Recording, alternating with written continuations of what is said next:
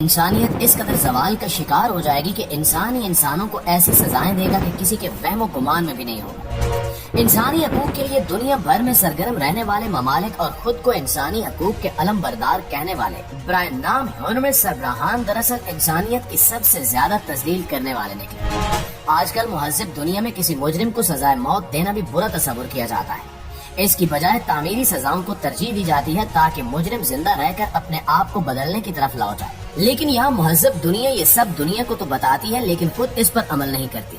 آپ یقین نہیں کریں گے کہ دنیا کا سب سے زیادہ مہذب ملک سمجھا جانے والا اس قدر انتہائی قدم بھی اٹھا سکتا ہے کہ 50,000 کے قریب قیدیوں کو آپ بھیڑیوں کے سامنے مرنے کے لیے چھوڑ دیں اور وہ ہر روز مرتے جائیں۔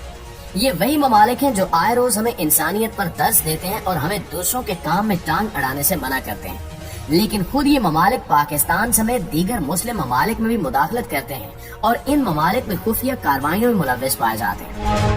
ناظرین، اس ویڈیو میں ہم آپ کو حالیہ دنوں میں سامنے آنے والے انسانیت سوز واقعات کے متعلق بتائیں گے، جس میں ایک مہذب ترین ملک نے 50,000 کے قریب انسانوں کو بھیڑیوں کے سامنے مرنے کے لیے چھوڑ دیا تاکہ ان کی سزا پوری ہو سکے۔ اس کے ساتھ ہی آپ کو یہ بھی بتائیں گے کہ کس طرح برطانیہ، پاکستان اور عرب سمیت مسلم ممالک میں خفیہ کارروائیاں کرتا رہا ہے اور آج بھی ان کی سیاست اور معاشرت میں مداخلت سے باز نہیں آ رہا۔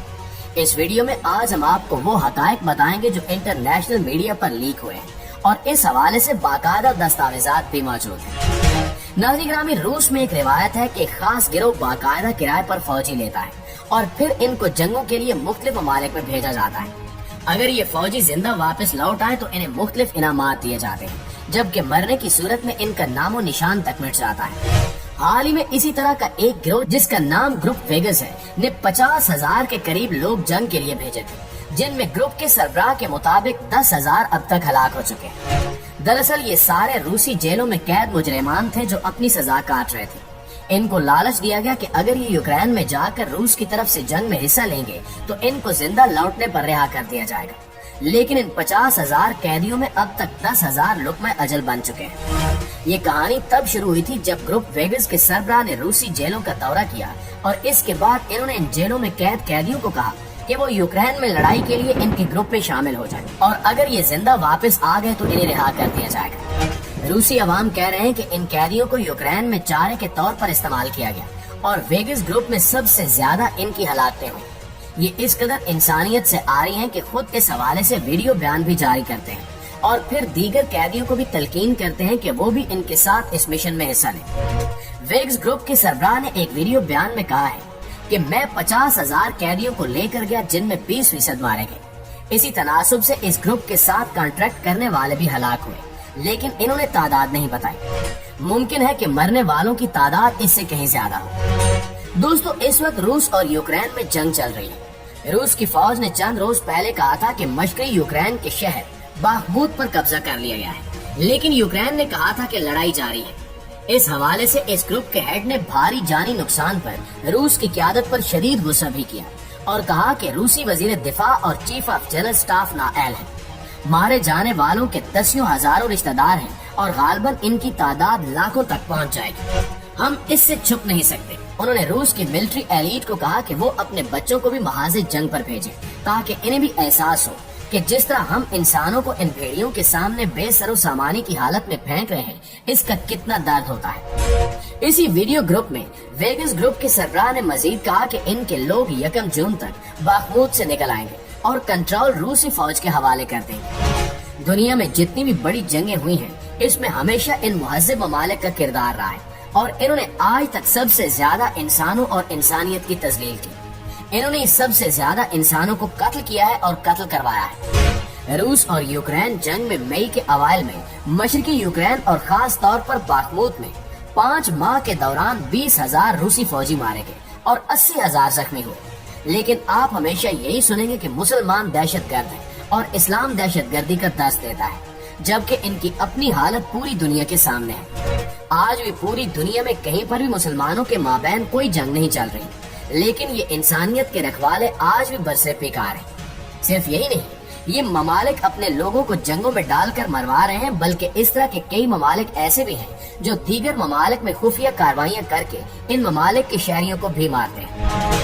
حالیہ خفیہ دستاویزات لیک ہونے کے بعد معلوم ہوا کہ برطانیہ جیسا مہذب ترین ملک عرب اور پاکستان سمیت کئی دیگر مسلم ممالک میں خفیہ کارروائیوں میں ملوث رہا ہے اور ان کارروائیوں میں بے شمار مسلمانوں کی جانیں بھی لی گئیں۔ برطانوی روزنامہ گارڈین نے منگل کو اپنی ایک رپورٹ میں بتایا کہ برطانوی اسپیشل فورسز نے گزشتہ 12 برسوں کے دوران پاکستان سمیت 19 ممالک میں خفیہ کارروائیاں کی، جن میں 8 عرب اور 3 مسلمان ممالک شامل ہیں۔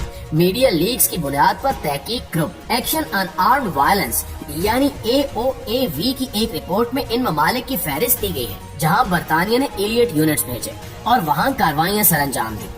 آپریشنز میں یرغمالیوں کو چھڑانا، ان کو وہاں سے نکالنا، تربیت اور تحفظ دینا اور پھر ان کو مارنا شامل تھا۔ عرب دنیا میں الجزائر، Iraq, Libya, Oman, Somalia, Sudan, شام اور یمن جیسے ممالک میں یونٹس بھیجے گئے۔ مسلم اکثریتی ممالک افغانستان، پاکستان اور مالی میں بھی یہ لوگ یونٹس بھیجتے ہیں۔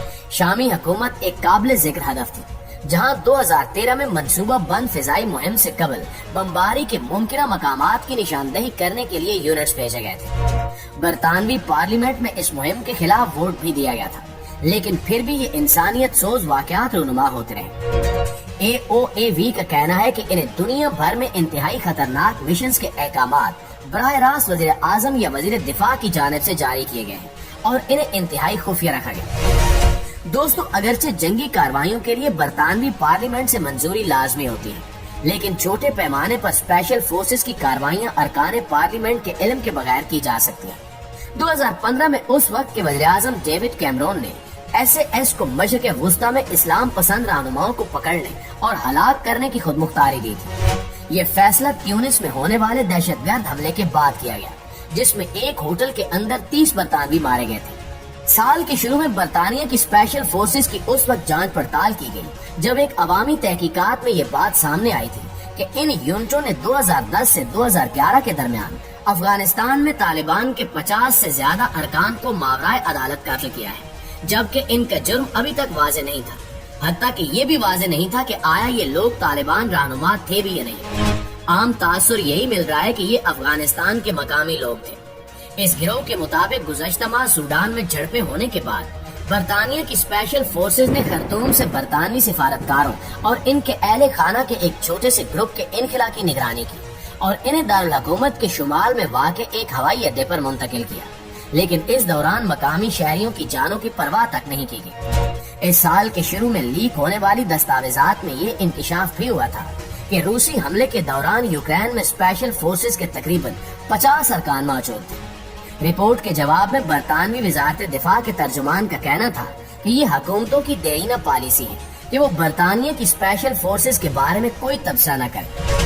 یہ حقائق آپ کو بتانے کا مقصد یہی ہے کہ آپ ان برائے نام مہذب ممالک کی اصلیت جان جائیں اور آپ کو معلوم ہو سکے کہ انسان اور انسانیت کے نام پر پوری دنیا کو بدنام کرنے والے یہ ممالک دراصل خود انسانیت سوز واقعات میں ملوث ہیں۔